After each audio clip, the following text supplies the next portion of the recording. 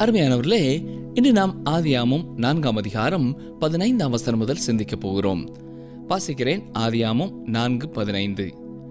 அப்பொழுது கர்த்தர் அவனை நோக்கி, காயீனை கொல்கிற எவன் மேலும் 7 பழி சுமரும் என்று சொல்லி, காயீனை கண்டுபிடிக்கிறவன் எவனும் அவனை கொன்று போடாதபடிக்கு கர்த்தர் அவன் மேல் ஒரு அடையாளத்தை போட்டார். இவ்வாறு கூறும்பொழுது எந்த அடையாளத்தை போட்டார் என்று நாம் கூற முடியாது. இருந்த போதிலும் அநேகர் இதை குறித்து பல கருத்துக்களை கூறுகிறார்கள். ஆனால் தேவன் காயீனை பாதுகாத்தார் என்பதை இங்கே பார்க்கிறோம். அப்பொழுது எந்த நியாய பிரமாணமும் கொடுக்கப்படவில்லை. காயீன் ஒரு பாவியாக இருந்தான். ஆனாலும் கொலையை குறித்து எந்த ஒரு நியாய பிரமாணமும் அப்பொழுது கொடுக்கப்படாதபடியினால் அவன் மீறுதலுக்குட்படவில்லை. அவனுடைய பெரிய பாவம் எது என்றால், அவன் தேவனால் ஏற்றுக்கொள்ளப்படக்கூடிய காணிக்கையை கொண்டு வராததுதான். அவன் தேவனுக்கு கொண்டு வந்ததிலே அவனுடைய செயல்கள் எல்லாம் பொல்லாததாக இருந்தது. அவன் அந்த தீமையான சுபாவத்தை தன் சகோதரனை கொலை செய்ததின் மூலம் வெளிப்படுத்தினான். சரி, ஆதியாகமம் 4 அதிகாரம் 16 பாருங்கள். அப்படியே காயீன் கர்த்தருடைய சந்ததியை விட்டு புறப்பட்டு ஏதேனுக்கு கிழக்கான நோத் என்னும் தேசத்தில் குடியிருந்தான். தேவனை விட்டு காயீன் புறப்பட்டு போனான் என்று பார்க்கிறோம். இவன் ஒரு நாகரிகத்தை தோற்றுவிக்கிறான். அது தேவனுக்கு புறம்பானது. காயீனுடைய சந்ததியார் ஒரு தேவனற்ற நாகரிகத்தை உருவாக்கினார்கள். ஆதியாகமம் 4:17 பாருங்கள். காயீன் தன் மனைவியை அறிந்தான். அவள் கர்ப்பவதியாகி ஏனோக்கை பெற்றாள். அப்பொழுது அவன் ஒரு பட்டணத்தை கட்டி அந்த பட்டணத்துக்கு தன் குமாரனாகிய ஏனோக்குடைய பெயரை இட்டான். மனிதன் இந்த காரியத்தை தான் அன்றிலிருந்து இன்று வரை செய்து கொண்டிருக்கிறான். நகரத்திற்கோ வீட்டிற்கோ அமைப்பிற்கோ தன் பெயரையோ தனக்கு பிரியமானவர்களின் பெயர்களையோ வைக்கிற காரியம். மனிதன் இதை செய்ய விரும்புகிறான். அவர்கள் கிறிஸ்துவை அறிந்தவர்களாய் இருந்தாலும் சரி, அறியாதவர்களாய் இருந்தாலும் சரி, இவ்விதமாகவே காணப்படுகிறார்கள். இங்கே நகர வாழ்க்கை இப்பொழுது ஆரம்பமாகிறது. அப்பொழுது அவன் ஒரு பட்டணத்தை கட்டி அந்த பட்டணத்துக்கு தன் குமாரனாகிய ஏனோக்குடைய பெயரிட்டான் என்று வாசிக்கிறோம். இன்று மனிதர்களுக்குள்ள பெரிய பிரச்சனைகளிலே நகர வாழ்க்கையும் ஒன்றாகிவிட்டது. மாசு படிந்ததாகவும் நெருக்கடியானதுமாய் இருக்கிறது. எவ்வளவு சொன்னாலும் மக்கள் அங்கேயே வந்து குடி புகுந்து கொண்டிருக்கிறார்கள். ஆதியாகமம் 4 அதிகாரம் 18-19 பாருங்கள். ஏனோக்குக்கு ஈராத் பிறந்தான். ஈராத் மெகுயவேலை பெற்றான். மெகுயவேல் மெத்துசவேலை பெற்றான். மெத்துசவேல் லாமேக்கை பெற்றான். லாமேக்கு 2 ஸ்திரீகளை விவாகம் பண்ணினான். ஒருத்திக்கு ஆதாள் என்று பெயர், மற்றொருத்திக்கு சில்லாள் என்று பெயர். இங்கே பல தர மணத்தின் துவக்கத்தை பார்க்கிறோம். ஒன்றுக்கு மேற்பட்ட பெண்ணை திருமணம் செய்வது. லாமேக்கு இங்கே தேவனுடைய நோக்கத்திற்கு எதிராக 2 பேரை திருமணம் செய்கிறான். ஆண்களுக்கு தேவன் கொண்டிருந்த திட்டத்திற்கு இது எதிரானது. பல தார மணத்தை தேவன் ஏற்றுக்கொள்ளவில்லை. நீங்கள் வேதத்தை நன்கு வாசித்து பார்ப்பீர்கள் என்றால் தேவன் அதை கண்டனம் பண்ணுகிறதை பார்க்கலாம். இங்கே தேவன் இதை குறித்து ஏன் எழுதியிருக்கிறார் என்றால், அது வரலாற்று குறிப்பாக பயன்பட. ஆதாள் என்பதற்கு அலங்காரம் அல்லது சொகுசு என்று அர்த்தமாகும். சில்லாள் என்பதற்கு மறைத்துக்கொள் என்று அர்த்தமாகும். ஆண்களை கவர்ந்து இழுக்கும்படி செயல்படும் பெண் என்று அதற்கு அர்த்தமாகும். எப்படிப்பட்ட 2 பெண்களை அவன் மனைவியாக்கி இருக்கிறான் என்று கவனித்தீர்களா? இதனாலேயே அவன் வாழ்க்கையிலே அநேக பிரச்சனைகள். நாம் இதை குறித்து பின்னொரு நிகழ்ச்சியிலே சிந்திக்க போகிறோம். இங்கே காயீனின் நாகரிகம் ஆரம்பமாகிறதை பார்க்கிறோம். ஆதியாகமம் 4 அதிகாரம் 20 வாசிக்கிறேன். ஆதாள் யாபாலை பெற்றாள். அவன் கூடாரங்களில் வாசம் பண்ணுகிறவர்களுக்கும் மந்தை மேய்க்கிறவர்களுக்கும் தகப்பனானான். கூடாரத்தை குறித்து சிந்திக்கும் பொழுது அப்போஸ்தலனாகிய பவுல் கூடார தொழில் செய்கிறவர் என்று நாம் பார்க்கிறோம். இங்கே மக்கள் வசிப்பதற்காக கூடாரம் அமைப்பதை குறித்து நாம் பார்க்கிறோம். சொல்லப்போனால் வீடு கட்டும் ஒப்பந்தம் எடுப்பவர்களுக்கு முதல் நபர் இவர் என்று சொல்லலாம். மேலும் மந்தை மேய்ப்பவர்களுக்கு முதலான கால்நடை பண்ணை வைத்திருப்பவரையும் இங்கே நாம் பார்க்கிறோம். ஆதியாகமம் 4ஆம் அதிகாரம் 21ஆம் வசனத்திற்கு வாருங்கள். அவன் சகோதரனுடைய பெயர் யூபால், அவன் கிண்ணறக்காரர் நாகஸ்வரக்காரர் யாவருக்கும் தகப்பனானான். இங்கே இசை கலைஞர்களின் ஆரம்பத்தையும் பார்க்கிறோம். இன்றைய நவீன இசை எத்தனையோ வந்துவிட்டது. இவை எல்லாமே காயின் நாகரிகத்திலிருந்து பிறந்தது என்பதை அநேகர் ஏற்றுக்கொள்வார்கள். ஆதியாகமம் 4:22 என்ன சொல்கிறது? சில்லாளும் தூபால் காயினை பெற்றாள், அவன் பித்தளை இரும்பு முதலியவற்றின் தொழிலாளர் யாவருக்கும் ஆசாரியனானான். தூபால் காயினுடைய சகோதரி நாமாள்.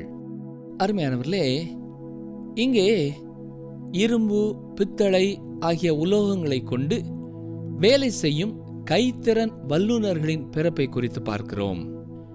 வசனங்கள் 23-24 பாருங்கள். லாமேக்கு தன் மனைவிகளை பார்த்து, ஆதாளே சில்லாளே, நான் சொல்வதை கேளுங்கள். லாமேக்கின் மனைவிகளே, என் சத்தத்துக்கு செவி கொடுங்கள். எனக்கு காயம் உண்டாக ஒரு மனுஷனை கொண்டேன், எனக்கு தழும்புண்டாக ஒரு வாலிபனை கொலை செய்தேன். காயினுக்காக 7 பழி சுமருமானால் லாமேக்குக்காக 77 பழி சுமரும் என்றான். லாமேக்கு சொல்வது இதுதான். காயின் அதனாலே சாதித்தது உண்டானால் நானும் அதனால் சாதிக்க முடியும். காயினோ தன்னுடைய பாதுகாப்பிற்காக கொலை செய்யவில்லை, ஆனால் நானோ அப்படி இல்லை என்கிறான். அவன் அதற்காகத்தான் செய்தானோ இல்லையோ நமக்கு தெரியாது. ஆனால் அவன் தன் பாதுகாப்பிற்காகவே கொண்டதாக சொல்லுகிறதை இங்கே பார்க்கிறோம். இது எவ்வாறு நடைபெற்றது என்று நமக்கு தெரியவில்லை. அவனுடைய மனைவிகளுக்காக இவ்வாறு அவன் செயல்பட வேண்டியதாயிற்றோ அதுவும் தெரியவில்லை. லாமேக்கு 77 பழி தனக்காக சுமரும் என்று இங்கே சொல்லுகிறான். ஆனால் நம்முடைய இரட்சகராகிய இயேசு சீமோன் பேதுருவிடத்திலே அவனுடைய எதிராளியை கணக்கில் அடங்காமுறை மன்னிக்க வேண்டும் என்று சொல்லுகிறதை வேதத்திலே நாம் படிக்கிறோம். அது மட்டுமல்ல, ஆண்டவராய் இயேசு கிறிஸ்து இதை குறித்து சொல்லும் பொழுது மத்தேயு 5ஆம் அதிகாரம் 21ஆம் வசனம் முதல் இவ்வாறு கூறியிருக்கிறார். கொலை செய்யாதிருப்பாயாக என்பதும் கொலை செய்கிறவன் நியாய தீர்ப்புக்கு ஏதுவாயிருப்பான் என்பதும் பூர்வத்தாருக்கு உரைக்கப்பட்டதென்று கேள்விப்பட்டிருக்கிறீர்கள். நான் உங்களுக்கு சொல்கிறேன், தன் சகோதரனை நியாயமில்லாமல் கோபித்துக் கொள்பவன் நியாய தீர்ப்புக்கு ஏதுவாயிருப்பான். தன் சகோதரனை வீணன் என்று சொல்லுகிறவன் ஆலோசனை சங்க தீர்ப்புக்கு ஏதுவாயிருப்பான். மூடனே என்று சொல்லுகிறவன் எரி நரகத்துக்கு ஏதுவாயிருப்பான். எனவே அருமையான சகோதரனை சகோதரியை, நாம் கொலை செய்ய வேண்டும் என்பது அவசியமல்ல. தவறாக நாம் காரணமில்லாமல் அல்லது அவருடைய குறையை பெரிதுபடுத்தி நாம் கோபத்தோடு பேசும் பொழுதும் அது கொலைக்கு சமானம் என்று இயேசு கூறுகிறார். யாரையாவது நம்முடைய உள்ளத்திலே மன்னிக்காமல் யாரை குறித்த மனபாரத்தோடு நாம் வாழ்ந்து கொண்டிருப்போம் என்று சொன்னால் நம்முடைய இருதயத்திலே நாம் கொலைக்கு ஆயத்தப்பட்டு கொண்டிருக்கிறோம் என்பதை மறந்து போகக்கூடாது. அப்படி யாரையாவது நம்முடைய உள்ளத்திலே ஒரு பாரமாக சுமந்து கொண்டிருப்போம் என்றால் ஆண்டவராய் இயேசு கிறிஸ்துவின் நாமத்தினாலே இன்றே அவர்களை மன்னிப்போமா? ஆதியாகமம் 4ஆம் அதிகாரம் 25-26 வசனங்களை பாருங்கள். பின்னும் ஆதாம் தன் மனைவியை அறிந்தான். அவள் ஒரு குமாரனை பெற்று, காயின் கொலை செய்த ஆபேலுக்கு பதிலாக தேவன் எனக்கு வேறொரு புத்திரனை கொடுத்தார் என்று சொல்லி அவனுக்கு சேத் என்று பெயரிட்டாள். சேத்துக்கும் ஒரு குமாரன் பிறந்தான். அவனுக்கு ஏனோஸ் என்று பெயரிட்டான்.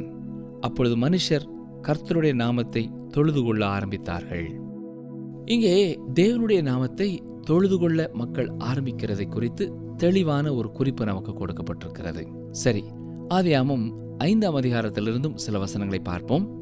நாம் ஆதியாகம புத்தகத்தின் முதல் பிரிவிலே, அதாவது 1 முதல் 11 அதிகாரங்களிலே உலக நிகழ்ச்சிகளை பார்க்கிறோம். முதலாவது சிருஷ்டிப்பு, பின்னர் வீழ்ச்சி. இப்பொழுது 5 முதல் 9 அதிகாரங்களிலே ஜலப்பிரளயத்தை குறித்து பார்க்க போகிறோம். இந்த ஆதியாகமம் 5ஆம் அதிகாரத்திலே ஆதாமின் வம்ச வரலாற்றினை சேத்தின் வழியாக பார்க்கிறோம். காயினை பற்றிய வம்ச அட்டவணை 4ஆம் அதிகாரத்திலே கொடுக்கப்பட்டது. அதோடு அது நிறுத்தப்பட்டு விட்டது. இது இனி தேவனுடைய வம்ச வழியிலே எங்காவது குறுக்கிட்டால்தான் குறிப்பிட்டு சொல்லப்படும். இதுவே ஆதியாகம புத்தகத்திலே நமக்கு கொடுக்கப்பட்டிருக்கிற மாதிரி. ஆண்டவருக்கு பிரியமாய் வாழுகிறவர்களை குறித்து தொடர்ந்து சொல்லிக் கொண்டே போகிறது வேதம். ஆண்டவரை விட்டு தூரம் போகிறவர்களை குறித்து ஓரளவு சொல்லி நிறுத்தி விடுகிறது. வேதத்திலே இந்த ஆதியாகமம் 5ஆம் அதிகாரமே மிகவும் சோர்வு செய்கிற, மனம் தளர்ந்து போக செய்கிற ஒரு அதிகாரமாகும். அதற்கு காரணம் என்ன தெரியுமா? நாம் இந்த அதிகாரத்தின் வழியாக செல்லும் பொழுது கல்லறை தோட்டத்தின் வழியாக கடந்து போவது போல இருக்கும். தேவன் ஆதாமிடம், அதை நீ புசிக்கும் நாளில் சாகவே சாவாய் என்று கட்டளையிட்டதை பார்க்கிறோம். அவ்வாறே ஆதாமின் பிள்ளைகளாக இருந்தவர்கள் மரித்தார்கள். அப்போஸ்தலனாகிய பவுல் 1 கொரிந்தியர் 15ஆம் அதிகாரம் 22ஆம் வசனத்திலே ஆதாமுக்குள் எல்லாரும் மரிக்கிறது போல என்று சொல்கிறார். அடுத்ததாக இப்பொழுது நாம் ஆதியாகமம் 5ஆம் அதிகாரம் முதல் 2 வசனங்களை பார்ப்போம். ஆதாமின் வம்ச வரலாறு. தேவன் மனுஷனை சிருஷ்டித்த நாளிலே அவனை தேவ சாயலாக உண்டாக்கினார். அவர்களை ஆணும் பெண்ணுமாக சிருஷ்டித்து அவர்களை ஆசீர்வதித்து அவர்களை சிருஷ்டித்த நாளிலே அவர்களுக்கு மனுஷர் என்று பெயரிட்டார். இங்கே ஆதாமின் வம்ச வரலாறு என்று பார்க்கிறோம். இதை போன்ற ஒரு வித்தியாசமான வாக்கியத்தை நாம் புதிய ஏற்பாட்டின் துவக்கத்திலே பார்க்கிறோம். அங்கே இயேசு கிறிஸ்துவனுடைய வம்ச வரலாறு என்று சொல்லப்பட்டிருக்கிறது. இரண்டிலுமே இவ்வாறு சொல்லப்பட்டிருக்கிறது. நாம் ஏற்கனவே பார்த்தது போல 2 வம்ச வழி, அதாவது 2 வித்துக்கள். இவை ஒன்றிற்கொன்று எதிரானவை. சாத்தானுடைய வம்ச வழிக்கும் இயேசு கிறிஸ்துவனுடைய வம்ச வழிக்கும் இடையே நீண்ட ஒரு போராட்டம் நடைபெற்றுக் கொண்டிருக்கிறது. நாம் இப்பொழுது சேத்தின் வழியாக ஆதாமின் வம்ச அட்டவணையை பார்க்கிறோம். இந்த வம்சத்திலேயே இயேசு கிறிஸ்து பின்பகுதியிலே தோன்றினார். தொடர்ந்து கவனிங்கள். வசனம் 3. ஆதாம் 130 வயதான போது தன் சாயலாக தன் ரூபத்தின்படியே ஒரு குமாரனை பெற்று அவனுக்கு சேத் என்று பெயரிட்டான். ஆதாம் 130 வயதாக இருந்த பொழுது அவன் எவ்வளவு முதிர்ந்தவனாக காணப்பட்டான்? வேறு வார்த்தைகளிலே சொல்ல வேண்டுமென்றால், ஆதாமை தேவன் படைத்த பொழுது எத்தனை வயதுடையவனாக சிருஷ்டித்தார்? அது நமக்கு தெரியாது. 40 வயதுடையவனாக அல்லது 60 வயதுடையவனாக இருந்திருக்கலாம். ஏனென்றால் அவன் சிறு குழந்தையாக பிறக்கவில்லை, இல்லையா? தேவன் அவனை எந்த வயதிலே வேண்டுமென்றாலும் படைத்திருக்கலாம். சிலர் இந்த பூமியில் உள்ள பாறைகள் தோன்றி பல கோடி ஆண்டுகளாயிற்று என்கிறார்கள். ஆனால் அவர்கள் அதை அறிந்தது கிடையாது. தேவன் ஒருவேளை அதை கோடிக்கணக்கான ஆண்டுகளுக்கு முன்னரே படைத்திருக்கலாம். இங்கே முக்கியமான காரியம் என்னவென்றால், ஆதாம் 130 வயதுடையவனாக இருந்த பொழுதும் தன்னுடைய சாயலிலே ஒரு மகனை பெற்றான். ஆதாம் தேவனுடைய சாயலிலே படைக்கப்பட்டான். ஆனால் அவனுடைய மகன் ஆதாமின் சாயலாக பிறந்தான். ஆதியாகமம் 5ஆம் அதிகாரம் 4, 5 வசனங்களை பாருங்கள். ஆதாம் சேத்தை பெற்ற பின் 800 வருஷம் உயிரோடு இருந்து குமாரரையும் குமாரத்திகளையும் பெற்றான். ஆதாம் உயிரோடு இருந்த நாளெல்லாம் 930 வருஷம். அவன் மரித்தான். அடுத்ததாக 8ஆம் வசனத்திலே சேத்திற்கு என்ன நடந்தது என்று வாசிக்கிறோம். அவன் மரித்தான். இவ்வாறு ஏனோஸ், கேனான், மகாலயேல், யாரேத் போன்ற எல்லாருமே மரணத்தை தழுவியதை வாசிக்கிறோம். ஆனால் இவர்களுக்கு பின்பு ஒருவர் பிறக்கிறார். அவர் ஏனோக்கு. இவருக்கு ஒரு விசேஷித்த காரியம் நடக்கிறது. கவனிங்கள், வாசிக்கிறேன். ஆதியாகமம் 5ஆம் அதிகாரம் 21ஆம் வசனம். ஏனோக்கு 65 வயதான போது மெத்துசலாவை பெற்றான். இந்த ஏனோக்கு மரித்தானா? இந்த அதிகாரம் ஒரு இருண்ட அதிகாரம்தான். இருந்த போதிலும் இங்கே ஒரு சிறிய வெளிச்சம் காணப்படுகிறது. கவனிங்கள், வாசிக்கிறேன். ஆதியாகமம் 5ஆம் அதிகாரம் 22 முதல் 24 வரை. ஏனோக்கு மெத்துசலாவை பெற்ற பின் 300 வருஷம் தேவனோடே சஞ்சரித்துக் கொண்டிருந்து குமாரரையும் குமாரத்திகளையும் பெற்றான். ஏனோக்குடைய நாளெல்லாம் 365 வருஷம். ஏனோக்கு தேவனோடே சஞ்சரித்துக் கொண்டிருக்கையில் காணப்படாமற் போனான். தேவன் அவனை எடுத்துக்கொண்டார். இது ஒரு சிறந்த காரியமாகும். மரித்தவர்களின் பட்டியலின் மத்தியிலே ஒருவன் பூமியிலிருந்து எடுத்துக் கொள்ளப்பட்டான். ஏனோக்கு தேவனோடே சஞ்சரித்துக் கொண்டிருந்தான் என்று வேதம் அவரை குறித்து சொல்கிறது. இது மிகவும் ஆச்சரியமான ஒரு காரியம். வேதத்திலே 2 மனிதர்கள் மாத்திரமே இவ்வாறு தேவனோடு சஞ்சரித்துக் கொண்டிருந்தார்கள் என்று பார்க்கிறோம். அடுத்த அதிகாரத்திலே அடுத்த மனிதரை குறித்து நாம் பார்க்கிறோம். நோவா தேவனோடே சஞ்சரித்தார். இந்த இருவரும் வித்தியாசமானவர்கள். அதே போல பழைய ஏற்பாட்டிலே மரணத்தை காணாத இருவரை பார்க்கிறோம்.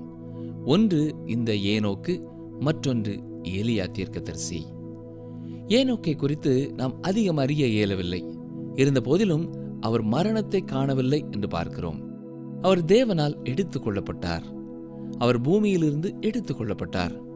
அவர் பழைய சரீரத்தினின்று விடுதலையாகி ஆவிக்குரிய சரீரத்தை பெற்றுக்கொண்டார். அவர் பரலோகத்திற்கு எடுத்துக் கொள்ளப்பட்டார். ஏனோக்கு 65 வயதான போது மெத்துசலாவை பெற்றார்.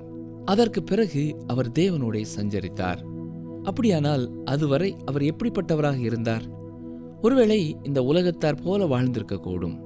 கருத்தற்ற வாழ்க்கை வாழ்ந்திருக்கலாம்.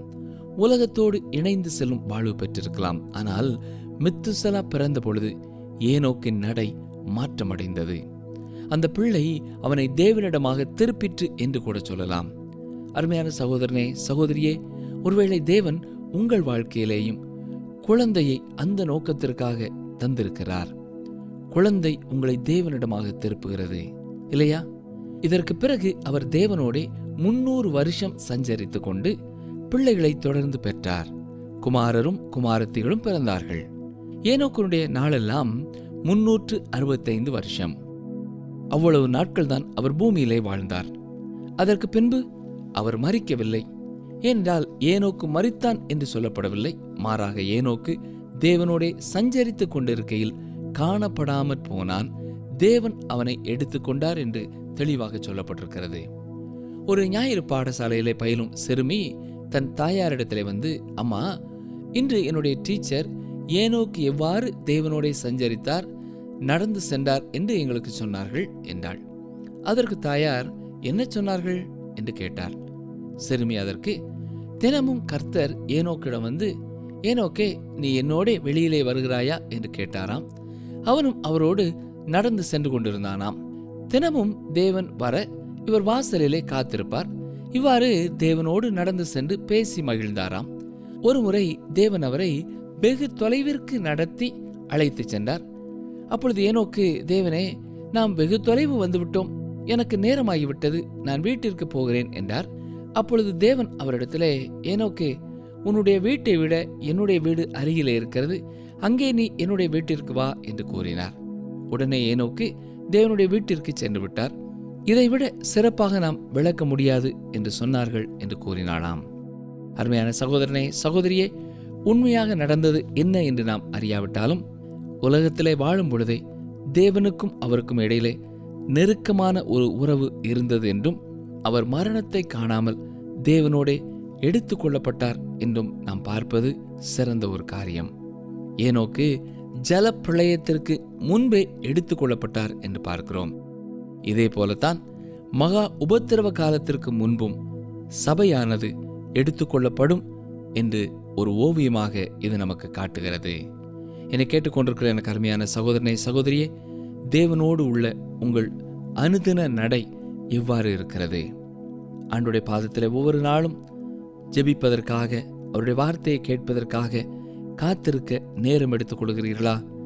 வேத புத்தகத்தை ஆரம்பம் முதல் நாம் கற்றுக்கொள்ள ஆரம்பித்திருக்கிறோம். தொடர்ந்து நாம் இந்த நிகழ்ச்சிகளை கேட்பது மட்டுமல்ல, தனியாகவும் ஆண்டவருடைய பாதத்திலே நாம் கடந்து செல்ல வேண்டும். ஏனோக்கை போல தேவனோடு கூட சஞ்சரிக்கும் கிருபையை நாம் பெற்றுக்கொள்ள வேண்டும். அப்பொழுது தேவன் நம்மோடு கூட உறவாடுவார். நாம் செய்ய வேண்டிய காரியங்களை சொல்லிக் கொடுப்பார். விட்டுவிட வேண்டிய காரியங்களை குறித்து எச்சரிப்பார்.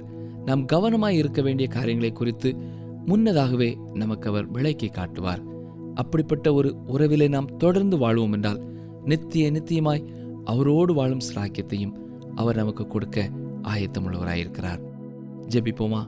எங்களை நேசிக்கிற எங்கள் நல்ல ஆண்டவரே, அநேகர் இந்த உலகத்திலே தோன்றியதை குறித்தும் மரித்ததை குறித்தும் நாங்கள் சிந்தித்தோம் ஐயா. குறிப்பாக ஏனோக்குடைய வாழ்க்கையை நாங்கள் சிந்தித்தோம். அவருடைய வாழ்க்கைக்காக நாங்கள் உமக்கு நன்றி செலுத்துகிறோம். ஒரு முன் மாதிரியாக அவர் எப்பொழுதும் உம்மோடு கூட வாழ்ந்தது போல இந்த நிகழ்ச்சியை கேட்டுக்கொண்டிருக்கிற ஒவ்வொருவருடைய வாழ்க்கையிலையும் நீர் அவர்களோடு தனிப்பட்ட உறவுள்ளவர்களாக அனுதினமும் அவர்கள் உம்முடைய கரம் பிடித்து நடக்க நேரே துணை செய்ய வேண்டும் என்று சொல்லி நாங்கள் ஜெபிக்கிறோம். யாராவது தங்களுடைய வாழ்க்கையிலே அவர்களுக்கும் உமக்கும் இடையிலே ஒரு இடைவெளி இருப்பதை உணர்வார்கள் என்றால் அதற்கான காரணத்தை அறிந்து உணர்ந்து அதை சரி செய்து அனுதினமும் உம்மோடு வாழும் ஜீவியத்தை பெற்றுக்கொள்ள நீர் அவர்களுக்கு துணை செய்யும். ஒரு சந்தோஷமும் மனமகிழ்ச்சியான வாழ்க்கையை அவர்கள் அனுபவிக்க உதவி செய்யும். இந்த நிகழ்ச்சியை கேட்டுக்கொண்டிருக்கிற ஒவ்வொருவரையும் பேர் பேராய் ஆசீர்வதியும். சிறுவர்களை ஆசீர்வதியும், அவர்களுக்கு ஞானத்தை தாருமையா. பெரியவர்களை ஆசீர்வதியும், அவர்களுக்கு கொடுக்கப்பட்டிருக்கிற பொறுப்பை சாட்சியாக நிறைவேற்ற பலன் தாரும். வயோதிப நிலையில் இருக்கிறவர்களுக்காக நாங்கள் வேண்டிக் கொள்கிறோம். கர்த்தர் தாமே அவர்களையும் போஷித்து காப்பாற்றி தேவைகளை சந்தித்து அனுதினமும் தேவையான பலனை கொடுத்து வழிநடத்த ஒப்பு கொடுக்கிறோம். எல்லாரும் ஆண்டவரே உம்மோடு கூட நடக்கும் கிருபை பெற்றவர்களாய் வாழ காத்துக்கொள்ளும். இயேசு கிறிஸ்துவின் நாமத்தினாலே கேட்கிறோம் பிதாவே, ஆமென்.